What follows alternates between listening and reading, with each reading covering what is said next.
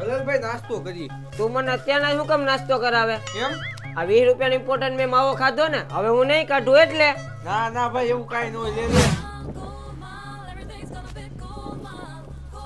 લે લે ભાઈ માવો. તું મને આજે શું કામ માવો ખવડાવે? કા તને ખબર છે કે મેં માવો ખાઈ લીધો, એટલે હું તારો માવો નહીં ખાય. તું એકચ્યુઅલીમાં ફોર્માલિટી નિભાવે કે પાછો તારે માવો ખાવે. તું મારી પાસે માંગી છે ને કે મને માવો ખવડાય.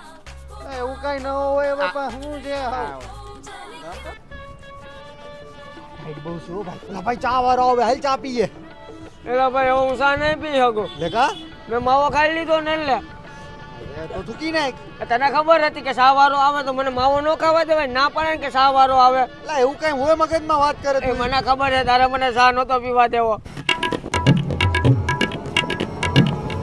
ભાઈ તારા બાપા આવે.